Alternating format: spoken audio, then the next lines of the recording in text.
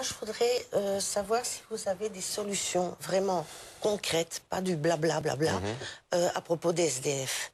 Oui. Parce qu'il y a des logements qui sont inhabités, à Bruxelles. Et des parfois bureaux. inhabitables aussi. Voilà, oui, tout à fait. Mais des bureaux qu'on pourrait, avec quelques petits travaux, en faire des studios. Et la problématique des SDF est vraiment là, et il y en a de plus en plus. Il y a des enfants maintenant qui se retrouvent dehors. Donc j'aimerais savoir ce que vous proposez concrètement. Alors vous avez tout à fait raison, et on ne peut dans ces cas-là pas être justement sur des discours, et il faut être dans l'action. Et à Bruxelles, je dirais que même au-delà des SDF, qui est vraiment le public le plus fragilisé et pour lequel il faut faire un travail en plus particulier, qui est de soutien, qui n'est pas simplement de retrouver un toit. Il y a un travail d'accompagnement qui doit être fait. Pour l'hiver, ici, on a vu le nombre de personnes qui étaient en attente à l'extérieur des logements qui sont prévus, enfin des endroits qui sont prévus pour pouvoir les accueillir pour l'hiver. Heureusement, on a trouvé finalement des solutions. Mais le problème du logement concerne beaucoup plus de personnes à Bruxelles. Et on le sait, on a, par exemple, je suis secrétaire d'État au logement, 30 000 personnes qui sont inscrites, parfois depuis des années, dans des listes d'attente pour un logement social. 30 000. Et quand on dit 30 000, c'est avec leurs familles qui sont derrière. Oui, tout à fait. Et on a lancé depuis des années des programmes de construction de nouveaux bâtiments, de logements. On est en train d'essayer d'avancer le plus rapidement possible. On a trop traîné ces dernières années. Et je partage le même constat que vous. Il faut essayer de travailler sur plusieurs pistes en même temps. Il y a la construction, il y a la rénovation aussi de ce qui existe. C'est ce que j'allais vous dire. Parce que j'habite dans un logement social. C'est un bâtiment qui a même pas 50 ans. Donc qui a salle de bain, chauffage central. Il n'y a rien à faire. Il y a des appartements qui sont vides dans mon immeuble depuis plus de 3 ans. Exactement. Qui sont vides. Non, mais c'est parfois... Quand vous dites 3 ans... Il n'y a rien à faire, sauf la problématique des châssis, parce que là, c'est vrai que... Donc c'est 3 ans, mais je connais des cas, parce que j'ai repris ces fonctions au mois de juillet, j'ai appris qu'il y avait des cas d'attente de rénovation depuis parfois plus de 10 ans. C'est tout à fait inacceptable. Et donc, il y a environ à Bruxelles 2500 logements qui sont vides et qui sont dans le patrimoine du logement social. Et donc là, nous avons vraiment rassemblé tous les acteurs qui existent et qui travaillent sur cette problématique pour absolument avoir une programmation. On a débloqué au gouvernement, le Parlement a voté le budget au mois de décembre, plus de 200 millions pour travailler sur 4 ans dans le logement, dans la rénovation du logement social, rien que dans la rénovation. Et vous avez cité un autre exemple qui est très important et sur lequel je voudrais vraiment qu'on travaille, c'est qu'il y a trop de bureaux à Bruxelles, d'une part, même le secteur des bureaux le reconnaît. Il y a trop de bureaux vides à Bruxelles et de pouvoir rentrer dans des logiques de transformation. Alors c'est pas si simple parce que ces bureaux, ils appartiennent à quelqu'un, à des promoteurs, et donc il faut négocier avec eux parce que généralement le bureau coûte plus cher que le logement, mais le discours et le dialogue que j'ai entamé avec eux, qui est vraiment positif, consiste à dire aujourd'hui, entre un bureau qui est vide depuis des années, pour lequel vous n'avez strictement aucun revenu, et pour lesquels vous allez devoir payer des taxes pour les immeubles à l'abandon, eh bien, est-ce qu'on ne pourrait pas rentrer dans une logique où on rénove le bâtiment, et où on affecte au moins une partie pour du logement et pour du logement social, pour essayer de régler le problème, justement, de ces personnes qui sont en attente. Et il y a vraiment un dialogue positif, et je pense qu'on va avancer sur cette piste-là. Manuel. Oui, bonjour et bonne année à tous. Voilà, ma question est la suivante. Pour les personnes handicapées, j'ai remarqué qu'il n'y a pas beaucoup de logements adaptés pour eux, c'est-à-dire pour les personnes qui ont des chaises roulantes ou pour d'autres handicaps physiques. Et c'est vrai que c'est pas très normal que tous les logements ne sont pas adaptés pour tout type de handicap. Il faudrait avancer à ce niveau-là. Je suis tout à fait d'accord. Alors, on a fait un colloque avec ma collègue Evelyne Huttebroek qui, elle, est en charge des personnes handicapées et moi pour le logement à Bruxelles. Et nous sommes mis d'accord pour travailler ensemble sur cet enjeu-là.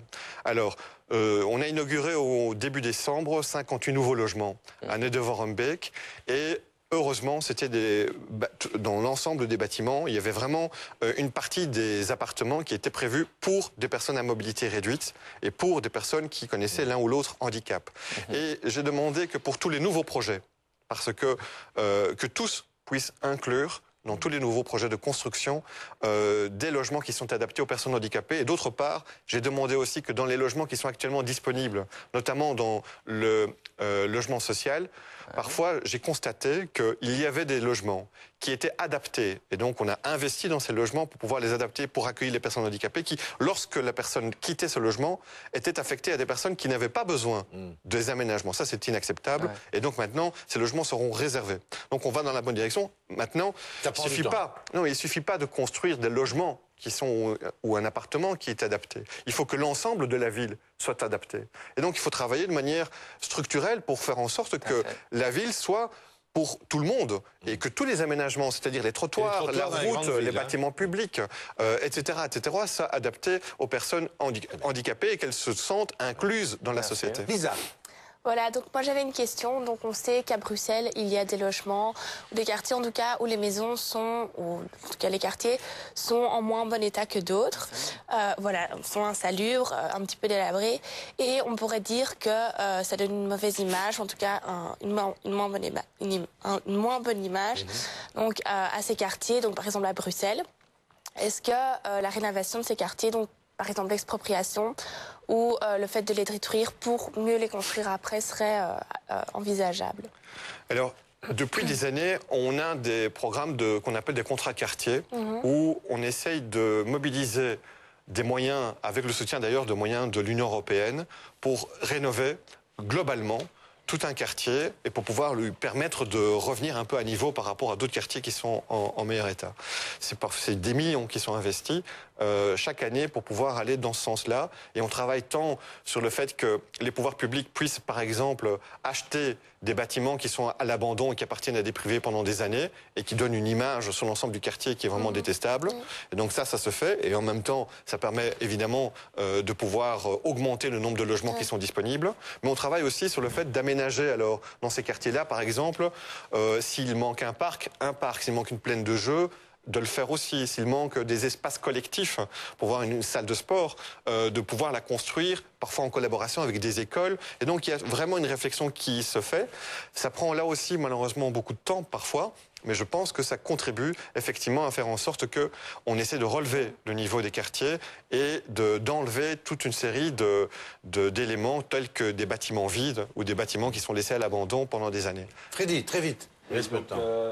Est-ce que c'est normal pour quelqu'un qui habite dans un logement social, qui à un moment donné est du travail, etc.,